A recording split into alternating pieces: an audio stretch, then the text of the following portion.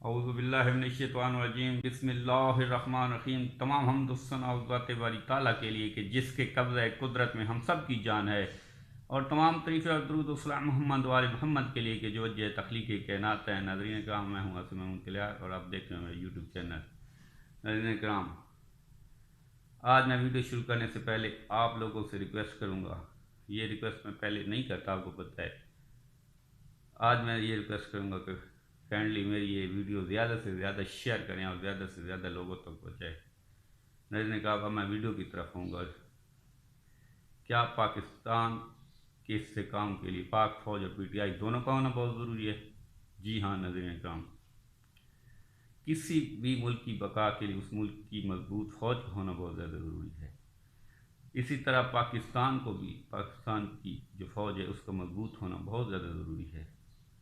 پاکستان فوج کی مستحکم اور مضبوطی پہ انحصار ہے کہ پاکستان مستحکم ہو اور پاکستان کی مضبوطی ہو۔ جیسے کہ ہم یہ پاک فوج ہی ہے کہ جس کی وجہ سے آج ہم لوگ اپنے گھروں میں سکون سے زندگی گزار رہے ہیں۔ ہم لوگوں کو پتہ ہے کہ ہمارے بارڈر محفوظ ہیں، ہاں ہماری سرحدوں کے محافظ کھڑے ہیں، وہ ہمارے ملک کی حفاظت کر رہے ہیں۔ اس لیے ہم اپنے گھروں میں سکون اور چین سے زندگی گزار رہے ہیں۔ ناظرین کرام، جس طرح پاک فوج پاکستان کی استحکام کے بہت زیادہ ضروری ہے، اسی طرح پاکستان کی سب سے بڑی پارٹی پی ٹی آئی، جس کے ساتھ عوام کا مینڈیٹ ہے، جو عوام کی منتخب شدہ پارٹی ہے، وہ بھی پاکستان کے استحکام کے لیے بہت زیادہ ضروری ہے۔ ناظرین کرام، ان دونوں کے درمیان پیچھے کچھ عرصے سے کچھ غلط فہمیاں پیدا ہو گئی ہیں، جس کی وجہ سے یہ دونوں ایک دوسرے پہ ڈائریکٹ ہٹ کر رہی ہیں۔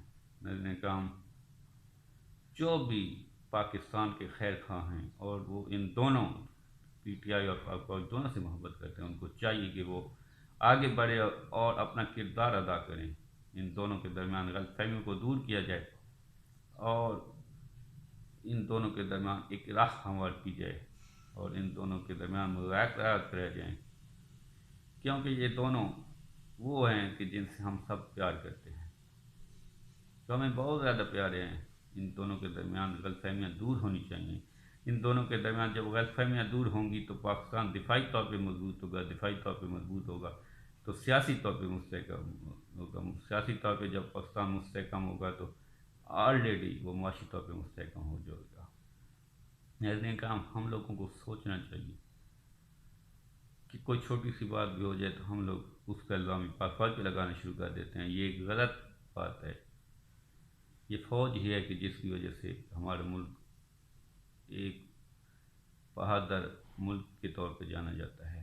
ناظرین کرام، جس طرح فوج ضروری ہے اسی طرح پاکستان کی سب سے بڑی سیاسی پارٹی پی ٹی آئی، وہ بھی پاکستان میں دوبارہ اس کا اقتدار ہونا بہت زیادہ ضروری ہے، اور یہ دونوں کے درمیان مل بیٹھ کے مذاکرات ہونے چاہیے، مذاکرات کی راہ ہموار ہونی چاہیے، تب جا کے یہ جب دونوں کے درمیان اختلافات ختم ہو جائیں گے تو پاکستان مستحکم ہو جائے گا اور پاکستان معاشی طور پہ، سیاسی طور پہ اور دفاعی طور پہ استحکام کی طرف گامزن ہو جائے گا۔